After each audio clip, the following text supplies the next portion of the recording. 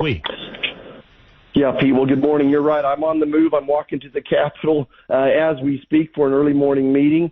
Takeaways. Nobody is going to escape this, that fentanyl is in every community in Kansas. The cartel has a presence in the Kansas City metro, and they are poisoning our children. That not even one pill, but even one half of one pill can kill somebody. The kids are ordering this online.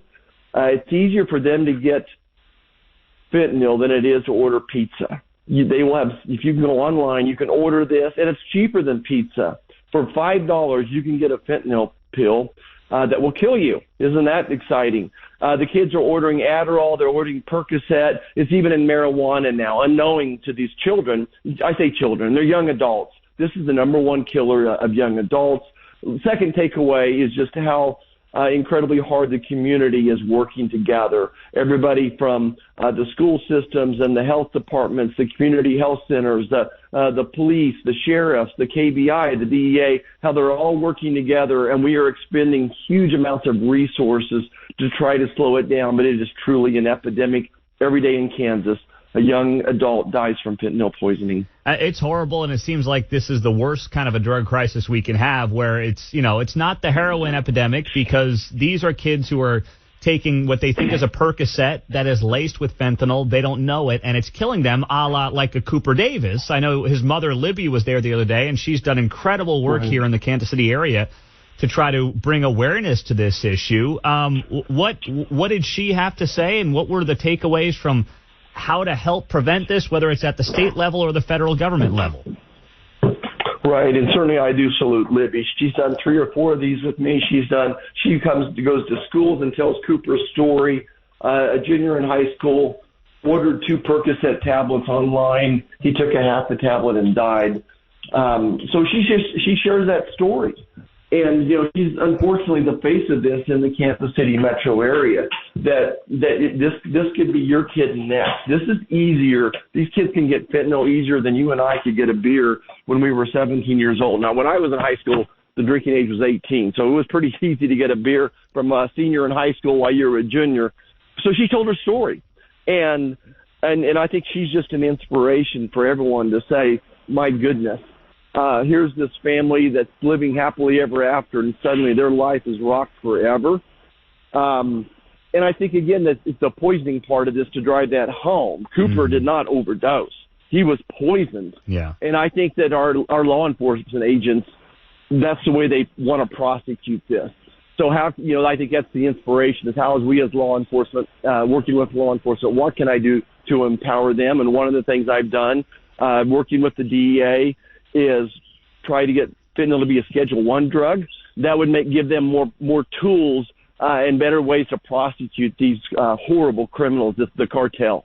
What, Senator Marshall's on KCMO, whatever came of, I know you were pushing this, you called it the Cooper Davis Act, and I think it required, as I recall, law enforcement, or it required the social media companies to work with local law enforcement when it comes to drug deals happening on their platforms. Whatever came out of that? Right. So that's the Cooper Davis Act. We are waiting for the Judiciary Committee here in the Senate to hold a formal hearing on that particular law. And like you said, it forces social media to proactively work with police when they see illicit drug sales going on. I thought I had it all teed up. Richard Durbin is the chairman of that committee, a Democrat from Illinois, a good friend. He's co-sponsoring that bill with us, along with Gene Shaheen, another Democrat, whose state has been significantly impacted by this. But it's being held up. I mean, just to be frank, we got some politics going on with Democrats across the aisle. A senator that wants to protect social media companies in California, and another one concerned. I'm just going to keep his concerns to myself. I don't want to dirty the water here, because I think we can work through some of these challenges. And that's what my job is to work across the aisle to get this across the finish line. So believe it or not, we have Democrats holding this up. Otherwise, if I can get it to the floor, it's going to pass. Okay. Well, we'll be following and watching that closely. Now, speaking of things, Senator Marshall, that are on the front burner, I guess you would say, that's, of course, this debt ceiling. It passed the House last night convincingly. Where do you think this thing is in the Senate, and where are you at right now on this? Right, Pete. Well, this is boy, I've been praying for wisdom on this one, what to do with it, and at the end of the day, I cannot support it. I salute Speaker McCarthy for all of his efforts. I don't think I could have negotiated a better deal than he could. And your listeners just need to understand, this is what America gave us. They gave us one of the three levers of the appropriation process. So he got as much as he can get. I blame Joe Biden on this. We have $31 trillion of national debt. And all this bill does is slow down his increase in spending. So rather than spending $1.3 trillion this year, he's going to spend $1.2. And instead of borrowing $14 trillion over the next 10 years, he's going to only borrow $12 trillion. And he can still come back next month and ask for another $100 billion for Ukraine. So I just don't think it does enough for me to get there. That I believe that our national debt is the number one threat to our national security. I think it's the number one threat to our economy, to the future of our children, and it does not address it enough. That being said, Pete, I think it's going to pass. I think they've got the votes to pass it, but it cannot have. I cannot put my name on it and say that I approve of it.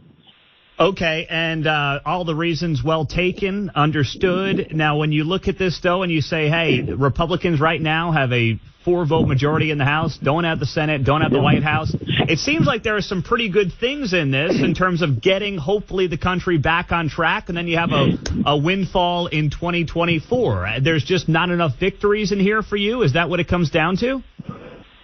Right, Pete. Number one, it really impacts the national debt minimally.